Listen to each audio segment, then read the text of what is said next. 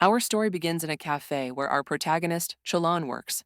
He was cleaning and completing all the tasks assigned by his boss, no matter how exhausting they were. Even after finishing certain duties, his boss would always add something new.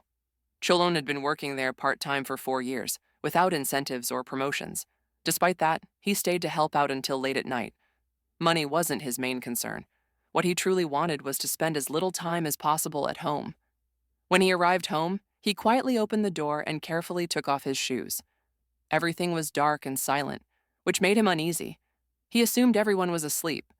With his nerves on edge, he tried to make it to his room without making a sound. Suddenly, a strong voice from the back stopped him, saying it was already late. Startled, he quickly turned and nervously asked why she hadn't gone to bed yet.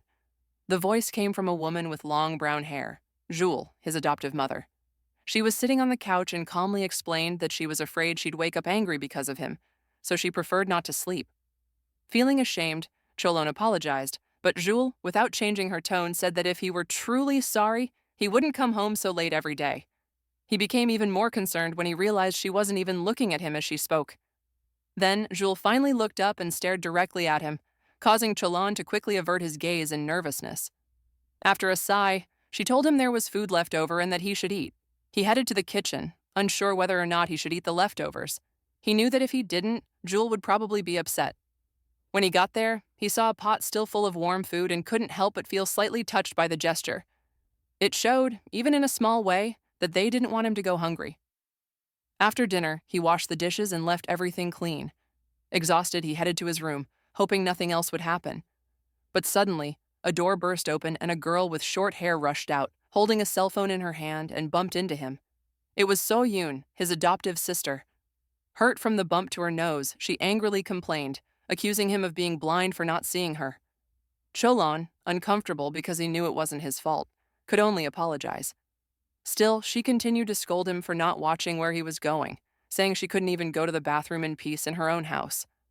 When he tried to explain what had happened, she wasn't interested in listening. She finally agreed to forgive him if he gave her 100,000 won to go to the hospital.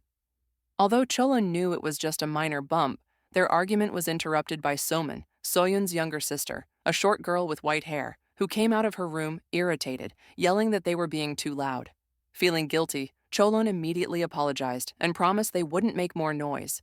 Still annoyed, Somin sarcastically said she should just bring them a microphone so they could sing right there, given the scene they were making.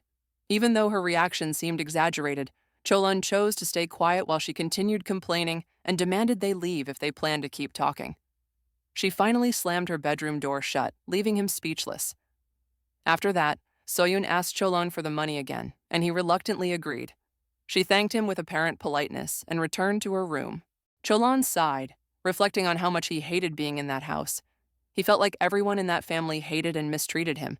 His biological parents had died 15 years ago, leaving the family in a dispute over who would take care of him. In reality, no one wanted the responsibility, and they all blamed each other. That was when he met an old man with a strong smell of tobacco, who kindly introduced himself as the CEO of a major department store. He explained that Cholon's parents had helped him in the early days of his business, so he decided to offer the boy a home. Cholon was grateful to him, but his life took a turn when he met the rest of the family. Jules, the old man's wife, became his adoptive mother, but she always looked at him coldly, as if she wanted to get rid of him. Soyun, the older sister, was domineering, like a pack leader trying to control everything around her. Somin, the youngest, had a picky, heavy, and rude personality. Despite his efforts, Cholon never managed to get along with them. It had already been 5 years since he arrived at that house when the old man passed away due to health problems caused by his tobacco addiction. His death was painful for the family, but especially for Cholon, who, though still surrounded by people, felt more alone than ever. In the present, Cholon thought that being at home drained him more than work.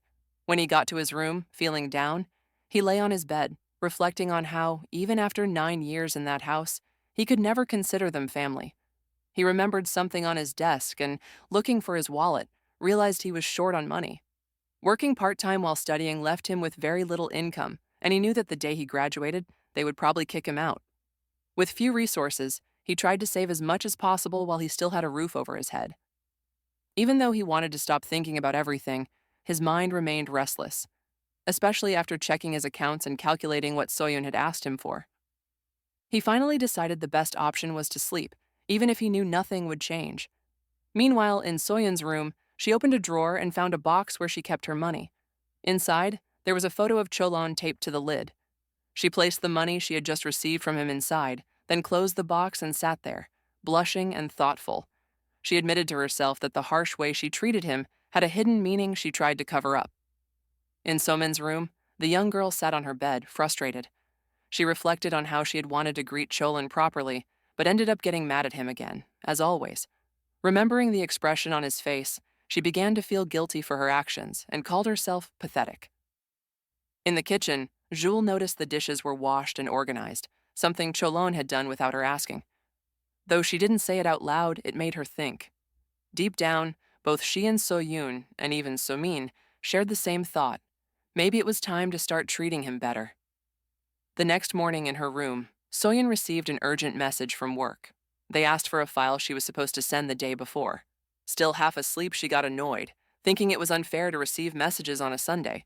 She wondered if it would have been better to work with her mom, even if that meant being the boss's daughter.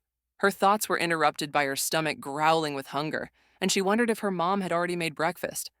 She got up to ask Jules about breakfast, but found that no one was home. She assumed Yesul had to work that day. Curious, she went to Somin's room to ask where their mom had gone, but she wasn't there either. The mess in the room was proof that she hadn't left long ago. Intrigued, she wondered where everyone was and considered whether Cholon had gone to work. When she noticed his door was open, she decided to go in. Sitting on his bed, she remembered how long it had been since the last time she had been in his room, since it was normally always closed. Her attention was drawn to a notebook lying on the bed. As she looked through it, she discovered it was Cholon's bank account record. Her surprise grew when she saw he had much more money saved than she had imagined. Confused, she began to wonder how he had gotten so much money, especially since their family didn't have that kind of wealth, and why he was saving so much.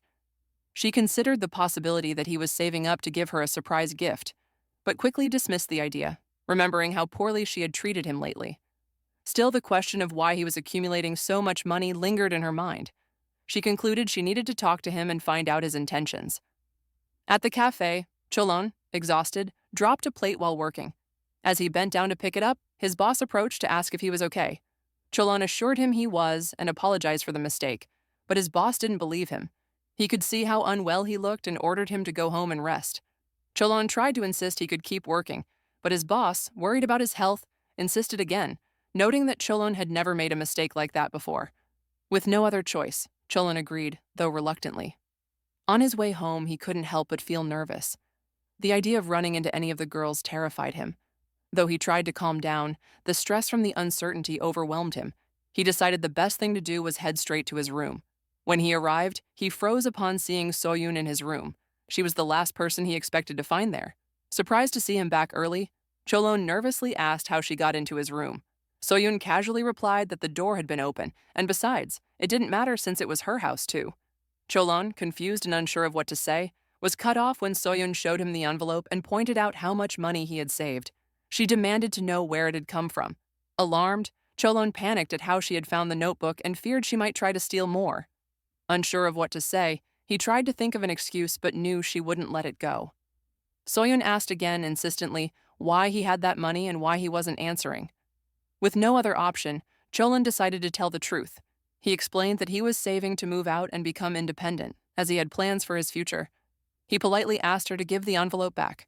Soyeon was shocked by his answer but refused to return it. Cholon didn't understand why. He had just told her the truth. Then she began to doubt his words and scolded him, saying that if he really planned to leave, he should have told them before. She clarified that she had actually thought he was saving to buy a gift to mark his 10 years living with them, more like a way to make up for not treating them well. The conversation grew tense. Soyeon called him ungrateful for only saving money to leave. Cholon tried to stay calm and not make things worse, continuing to speak politely and ask for his notebook back. But she kept refusing and mocking him, saying he had kept quiet for so long and had deceived them all. Finally, his patience ran out.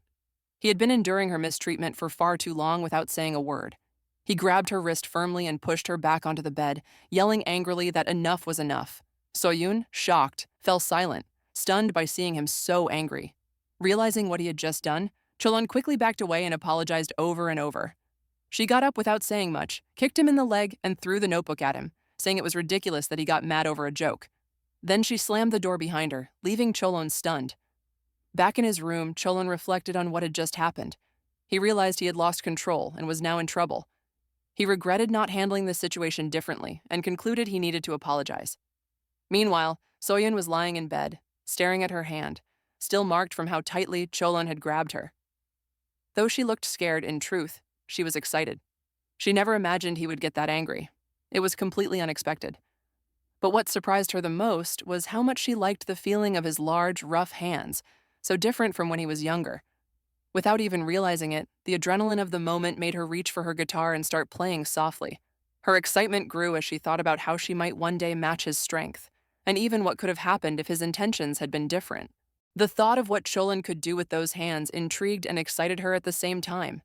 She didn't know what kind of man he had become, but just imagining it filled her with curiosity and nervousness. An inner desire to pray with him grew, and without meaning to, she repeated his name softly while playing the guitar, composing a melody inspired by that mixture of emotions. Suddenly, someone knocked on her bedroom door.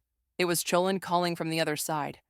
Soyeon quickly covered her mouth, afraid he might have heard her. Cholon, meanwhile, started apologizing from the hallway. Not hearing any response, he assumed she must be angry and continued explaining that he hadn't meant to act that way. He also spoke about how grateful he was for the family, especially for the times they hadn't left him alone back in middle school. Soyeon's heart was racing. She wanted him to shut up and leave, but the more she listened, the more emotions welled up inside her, leading her to keep playing the guitar without fully understanding why her faith in God was growing stronger. Outside, Cholon grew worried by Soyeon's silence, thinking she was really mad. He decided to wait until she calmed down, but before leaving, he apologized once more for pushing her. Hearing him walk away, Soyeon, with a trembling voice, asked him to stay. This left Cholon confused, but when she asked if he was still there, he answered that he was. Taking advantage of the moment, Soyeon told him she was willing to listen to anything he had to say. Cholon accepted and began to talk about the kind things Soyeon had done for him in the past, like when she shared her food or lent him her umbrella when he didn't have one. However, at one point, Cholon told Soyeon he couldn't hear her well, so she stepped closer to the door so he could hear her better. Somehow, Cholon thought she had a soft voice and assumed the apology was working, so he kept going. Meanwhile, Soyeon kept composing on her guitar, letting Cholon's voice feed her inspiration. Then Cholon started remembering how she had taken care of him when he had the flu. That last comment made Soyeon blush. She couldn't stop thinking about how her so-called little brother was standing on the other side of the door, unknowingly responding to her invitation. She didn't understand his behavior. Cholon, still outside, continued recalling moments when she had supported him, until he suddenly noticed a sharp sound. He asked if she was okay, or feeling unwell about what had happened. Alarmed, he tried to open the door. Startled, Soyeon shouted not to open it, claiming her clothes were stuck as she was changing. Believing her excuse, Cholon stopped trying to enter.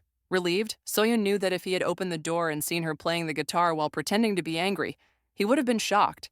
The mix of excitement and nervousness overwhelmed her, especially since the boy outside was so happy, but she managed to finish her composition calmly. She told Cholon she was fine now and that he could go. Thinking she was no longer mad, he said goodbye and wished her a good rest. Lying in bed, Soyeon didn't understand what had just happened or why she found the situation amusing. Maybe because she'd been pushed. Whatever the reason, it felt strange, especially because she couldn't deny that her belief in God had grown. Later that night, a little tired, Soyeon went down to the kitchen to grab a glass of water and clear her head. Just then, she heard the front door. Her mother and Somin had returned. Soyeon asked if they had gone out together. Her mother explained that they had gone to the mall and asked her to set the table because they had brought food for dinner. As she took off her heels, her mother noticed Cholon's shoes by the door. Soyeon set the food on the table, and Jules, surprised, asked if Cholon was home. Nervously, Soyeon said he probably was, but that he had arrived while she was sleeping. She hinted that he might be feeling unwell and went straight to his room. Though her mother worried he might be sick, Soyeon insisted she'd eat later to avoid running into him. After dinner, Soyeon went to take a shower. Under the hot water, she started thinking about what she really felt for Cholon. She couldn't believe that just playing the guitar in front of him made her feel so thrilled. The thought of him discovering what she had been doing stirred something deep inside her. She felt embarrassed, but it also made her wonder if she really liked him. Lost in thought, she ended up drawing Cholon's face in the steam on the bathroom mirror. She decided she would try to behave as usual, even though making him angry had become a habit. On her way back to her room, she assumed things had settled down but noticed that Cholon's door was open again. That struck her as odd, but she assumed he was probably playing with Fifi, the family pet. Without making a sound, she peeked in to see what he was doing, and what she saw left her stunned. Yesul was lying on the bed next to Cholon. Shocked and confused about what was going on, Soyun watched as Yesul slowly leaned closer to his face. The blush on Yesul's cheeks was clear. A few moments earlier, Yesul had come into Cholon's room after learning he was sick. She gently touched his forehead and was relieved to find he didn't have a fever. Still, she couldn't help but worry. She knew how hard he worked, juggling his job and university to cover expenses. As she watched him shift his head near hers in his sleep, she instinctively backed away. Seeing him so deeply asleep filled her with a strange tenderness. Without thinking, she slowly leaned down and kissed his cheek. Immediately, she jumped back, startled by what she had just done. How had it come to this? Memories flooded her mind.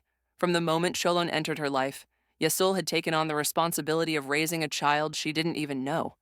She cared for him with dedication, but always kept an emotional distance, knowing that one day their paths would part. After her husband's death, she took over the family business, but in those 3 years, she hadn't managed to lead it as successfully as she had hoped. The pressure was constant, especially with critics suggesting she should step down, all while she tried to keep the company afloat. That day, Cholon had approached her respectfully and apologized. When she asked if he needed something, he told her he had started working part-time to help with expenses and offered her his salary as a contribution. Overwhelmed by stress and frustration, Yesul exploded, yelling at him angrily, telling him he had no right to offer her money and that he shouldn't get the wrong idea about their relationship. She even asked if he was trying to act like a man. She reminded him that he was neither her husband nor a real member of the family. When her anger cooled, Yesul realized how terrible her words had been. Cholon, however, responded calmly. Aware that he might come off as presumptuous, he assured her that he only wanted to be helpful in any way he could. From that day on, Cholon began to see her differently, which created a confusion she didn't know how to handle. Shaken by what she had done while he slept, she left the room, feeling strange. As she walked down the stairs, Soyun, who had been hiding, watched her mother leave the room with a troubled expression. Stunned, Soyun tried to process what she had just witnessed. Was that really just a kiss on the cheek? Or something more? She quickly dismissed the thought, convincing herself it was just maternal affection. Still, she couldn't shake her discomfort. Reflecting in the bathroom, she thought about how they had never been close or shown any affection toward Cholon, despite living together for over 10 years. She even began to doubt whether she truly liked him. Trying to rationalize it, she refused to believe such a thing. But the doubts lingered in her mind. Frustrated, she screamed and cursed at the absurdity of what was happening. The next morning, after a sleepless night filled with confusing thoughts, Soyun decided to leave early for work. She needed to focus and stop worrying about things that didn't make sense. The moment she left her room and the house fell silent, Somin peeked her head out from her door to make sure the coast was clear. Once she confirmed everyone had left, she excitedly entered Cholon's room. Somin had a special ritual. She pulled out a key and unlocked a drawer where she kept her dolls. This was a moment she had been waiting for all weekend, a rare chance to take advantage of having the house completely to herself. She grabbed her toys and sat down in Cholon's room. When she saw the boy's bed, feeling a mix of joy and nervousness, she threw herself onto the sheets, deeply inhaling his scent and exclaiming how much she had missed Opa's smell. While playing with her dolls, a vague memory of the size of Cholon's chalice came to mind, something she had once glimpsed while he was showering. She imagined herself recreating a mass with her doll as the celebrant, and her excitement grew to the point where she murmured his name out loud. In her game, she fantasized about Cholon being both gentle and rough with her, wishing he would never leave her alone. She even began to think about what she would be willing to do for him, no matter how embarrassing or unimaginable it might be. To her, Cholon was the perfect guide on her path to God. Lost in her thoughts, Somin kept speaking out loud while playing, constantly calling Cheon by name. She didn't realize that Soyun was standing outside the room, listening to everything. Soyun was speechless. What she had just heard left her completely confused. She didn't understand what was happening and began to seriously question everything going on in that house. Later at work, Soyun went to the restroom, unable to get the situation at home out of her mind. The thought of her mother kissing Cholon while he slept and her sister playing with dolls in his room seemed ridiculous and completely out of place. What was happening to them? More than that, she couldn't understand how they didn't worry about anyone finding out. She felt consumed by anxiety, especially at the thought that all of this might make Cholon uncomfortable and lead him to decide to leave the house. She didn't want that to happen, so she realized she needed to do something about it. While looking at her reflection, she remembered that he was saving money to move out. She thought she could use that as an excuse to help Cholon leave the house and protect him from the increasingly uncomfortable situations that were unfolding.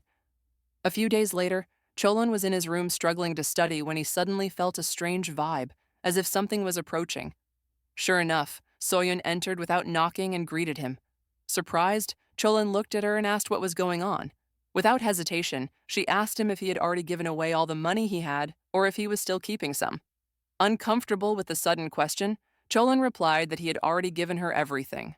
Soyeon, seemingly annoyed, didn't scold him, which made him wonder if she was planning to ask for more money, until she surprised him by handing him an envelope and forcing him to take it. Despite his attempts to reject it, she ordered him to thank her before she got angry. Confused, Cholon tried to stop her, but she had already left the room. Looking at the envelope, he felt a mix of gratitude and unease. Why was Soyeon giving him money all of a sudden? He thought maybe she felt some sort of guilt. People like her often fear karma and its consequences, especially since she kept visiting him, which only made him more uneasy. Knowing he wanted to become independent, she started showing him options for places he could move into, saying she could help him out a little since she had free time. This confused Cholon even more. In a way, she was helping him achieve his independence, and if that was the case, he was grateful, though also a bit suspicious. She told him that most of the apartments she found were scams or didn't exist. Embarrassed by the result, she pretended not to care and pressured him, insisting that any place would be fine for him. Her emotional outbursts and unpredictable behavior made Cholon's days increasingly tense. One night, Soyeon was at a bar, visibly drained. Nothing she had planned was going the way she expected. She had tried giving him money so he could look for his own place, but it wasn't working. But he didn't seem to be moving quickly. On top of that, the apartments she had found turned out to be a disaster, and the process was becoming expensive. Now she realized that gaining independence wasn't so simple. Still, if she did nothing, she didn't think she could handle what the others might do to him. Watching a couple at the bar, she muttered under her breath, cursing men for what she saw as their stupidity. She thought maybe she should seduce him. Since Cholon was inexperienced with women, it might be easier to influence him. But she quickly dismissed the idea. She knew he'd come up with any excuse to avoid her, which would just make things more awkward. She reflected that if she had been kinder to him in the past, everything would be different now. Even if she confessed she liked him, she doubted it would work. This made her call herself stupid. Later that same night, Cholon was leaving work. He felt lucky. He'd finished everything without problems and now just needed to get home. When he looked across the street, he saw Soyeon walking unsteadily, looking dizzy and trembling, which alarmed him immediately. He called her name, and she turned around, annoyed, demanding to know what he was doing there. Cholon explained that he had just gotten off work and asked why she was in that condition. But seeing her expression made him wonder why she seemed so upset with him. Had he done something wrong? Soyeon coldly looked away, which worried Cholon even more. He couldn't leave her alone like that. When he insisted on knowing where she was going since their house was in the opposite direction, she replied that it didn't matter where she was headed. As she tried to keep walking, her ankle twisted and she nearly fell. Cholon reacted quickly, catching her to prevent the fall. Despite the awkwardness, she accepted his help, blushing and wondering why she had to go through this. As they walked together down the street, Cholon asked with concern why she was in that state. He knew she drank sometimes, but she shouldn't push her limits, and her red eyes suggested something more was going on. He tried talking to her, unsure if something had happened, but told her that if she was upset or going through something, he wouldn't mind if she shared it with him. Even if he couldn't help much, he believed it was always good to have someone to talk to. He complimented her, saying she looked prettier when she smiled than when she was angry. Naturally, in Soyeon's mind, she couldn't understand why he was saying all that. Cholon went on, assuring her that he would never judge her and that she didn't have to worry if she wanted to open up to him. But Soyeon firmly told him to shut up, even though, deep inside, she was more than pleased by what she was hearing. Her body reacted strangely, and she felt like she might throw up as her face turned red. Still, she told him she was fine, though Cholon was left worried since she really did seem sick or in pain. Soyeon, on the other hand, was extremely nervous but suddenly made a decision. She felt exhausted and wanted to rest, because if she kept walking, she thought she would collapse. Cholon didn't understand and suggested going back home, but Soyeon interrupted, pointing to a nearby magic town. He became nervous, thinking they shouldn't go there, but she insisted that they were family, And if anything happened, they could handle it. Before they knew it, they were already in the town. Still in disbelief over the situation, Cholon decided to go a bit further and quickly helped Soyun lie down on the bed to rest. He told her that once she recovered, they would leave as soon as possible, and she agreed. Cholon never would have imagined being in a place like this, in a situation like that, and especially not with Soyun. He grabbed a bottle of water and gave it to her, encouraging her to drink and stay hydrated. However, the longer he stayed there, the more anxious he felt. He just wanted to go home as soon as possible. He knew he couldn't leave her alone, as she wasn't in a condition to take care of herself. All he could do was wait. While watching her, he asked if she was feeling better, just as she spilled some water on her shirt. Quickly, Cholon looked for something to help dry it, but Soyun began taking off the wet garment, finding it uncomfortable to wear. This made him even more uneasy. He felt like she shouldn't behave that way so casually, especially since, even though they had spent a lot of time together, he thought she should be more careful in situations like that. Noticing something on the floor, his concern grew. Finally, he sat down, thinking about how some people just have no shame, but also recognizing that he himself felt even more embarrassed. He wished Soyun would be more considerate of his feelings. The awkwardness of the moment made him feel like his soul was slipping away. Meanwhile, as Soyun showered, she thought about how she had led Cholon to the magic town. Though she wasn't sure if she would go through with her plan, she noticed he was more innocent and obedient than she had imagined, so much so that he became flustered every time she showered. After all, he still didn't see her as part of his family, and she didn't understand why he cared so much. While imagining things, she thought about having a ceremony in the room, but realized she had never done anything like that before. Even so, she wanted to try it with him. After all, they had come this far for a reason. However, she didn't really know what to do next, as she hadn't fully planned it out. She recognized that she had to act, because otherwise she might not get another chance. If they were to go through with the ceremony, it would be a first for both of them. It would be especially meaningful for Cholon, as it would be his first experience of that kind. But then she came back to her senses and reminded herself that she didn't particularly like the idea, especially because she remembered they didn't have any rosaries. She thought about looking for some in the drawer next to the bed, though she doubted if they were even necessary. She also considered the poor quality of rosaries in magic towns and tried to calculate the dates she was usually prepared for these kinds of occasions. Still, her nerves were consuming her when she saw Cholon so embarrassed. She admitted to herself that neither of them had experience with ceremonies. She wondered if he was secretly expecting it too. If she played her cards right, maybe he would take the initiative. She was sure he had at least considered it. After all, everyone has religious desires at some point. With that idea in mind, she decided that once the ceremony was over, everything would be fine. Meanwhile, Cholon was sitting in a chair, feeling extremely uncomfortable being in a magic town with Soyun, especially knowing that she felt confident enough to bathe there. He wished with all his heart that nothing strange would happen again. When Soyun returned, Cholon asked her to stop doing weird things and questioned why she was wearing a robe instead of her normal clothes. She replied that her clothes were wet and she couldn't wear them. Although Cholon already knew this, he still thought it wasn't appropriate and asked her to fix the robe better. He didn't understand why she was looking at him so naturally and shamelessly while dressed like that. In his thoughts, he wondered what was happening. He believed Soyun was one of those people who didn't feel an ounce of shame.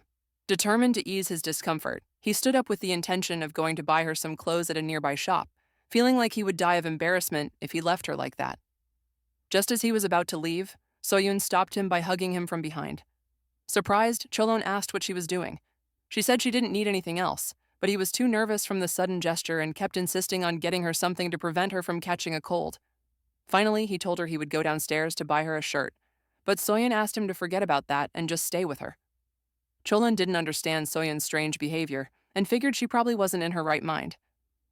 While feeling her embrace, he sensed some of her emotions and wanted to push her away before saying or doing something inappropriate. He asked her to let go, assuring her that he wouldn't go anywhere, and after a few moments, she slowly did. Trying to calm her, Cholon explained that he was really worried about her. He warned her that if she acted so defenseless with a man, it could be misunderstood, and that it was important to be careful about those things. He understood that maybe she wasn't aware of her attitude, but if something similar happened with someone else, the outcome could be very different. To solve the issue, he offered to lend her some of his clothes, saying it was hard for him to look at her like that, especially because he was a man and needed to be more restrained. When Soyun heard this, her heart started racing. Cholon, noticing her silence, feared he had offended her. Suddenly, she grabbed him by the arms and got very close. Confused, he asked if she was angry and apologized if he had said something wrong. That's when Soyun, without warning, gave him a tender kiss. Cholon was completely stunned, and as she pulled away, he was still trying to process what had just happened. Then Soyun told him that sometimes people couldn't control themselves when there was a sinful scent in the air, and added that she didn't need his opinion because the real culprit was him.